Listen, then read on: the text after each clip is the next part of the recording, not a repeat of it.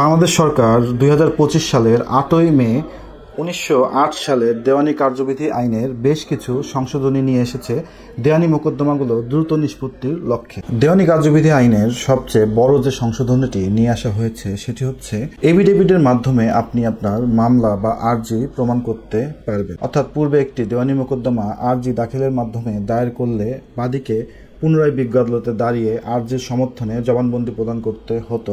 বর্তমানে সরকার সেই পুরাতন নিয়মকে সংশোধন করে এফিডেভিটের মাধ্যমে সাক্ষী প্রদানের একটি ব্যবস্থা করেছে। এক্ষেত্রে মনে রাখবেন, বিবাদী পক্ষ অবশ্যই আপনাকে জেরা করার সুযোগ পাবে। জেরা করার ক্ষেত্রে আপনাকে অবশ্যই বিজ্ঞ আদালতে দাঁড়িয়ে জেরার সম্মুখীন হতে হবে। যদি কোনো একজন বাদী বিবাদীর বিরুদ্ধে হয়রানিকর বা মিথ্যা মোকদ্দমা দায়ের করে, সেক্ষেত্রে বাদীর একটি শাস্তির বিধান করা হয়েছে, যেটি ৫০,০০০ টাকা জরিমানা, যেটি কিনা মামলা খরচের অতিরিক্ত হিসাবে বিবেচিত হবে। পূর্বে একটি মোকদ্দমা রায় হলে বাদীপক্ষকে পুনরায় ডিক্রিজারির মামলা করতে হতো। এক্ষেত্রে তাদের সময় এবং অর্থের ব্যয় হতো।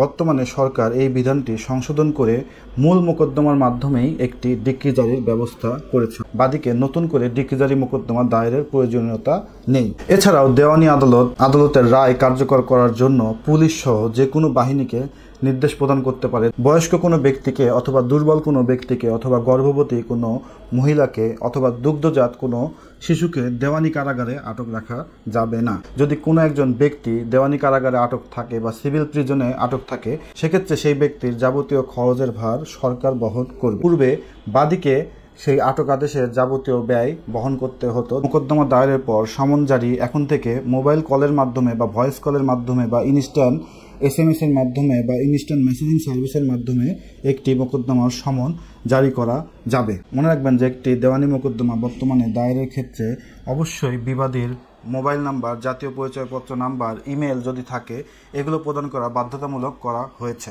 কোনো একটি মোকদ্দমা একতরফাভাবে রায় হয়, সেক্ষেত্রে বিবাদী ওই একতরফা রায়ের বিরুদ্ধে একবারের বেশি সানি মোকদ্দমা বা বিবিধ মোকদ্দমা দায়ের করতে পারবে না। বাদী এবং বিবাদী উভয়ে একটি দেওয়ানি মোকদ্দমার চূড়ান্ত শুনানিকালে 4 বারের অধিক সময়ের আবেদন করতে পারবে না, যেটি পূর্বে বাদী এবং বিবাদী মিলে 6 বার পর্যন্ত সময় নিতে পারত।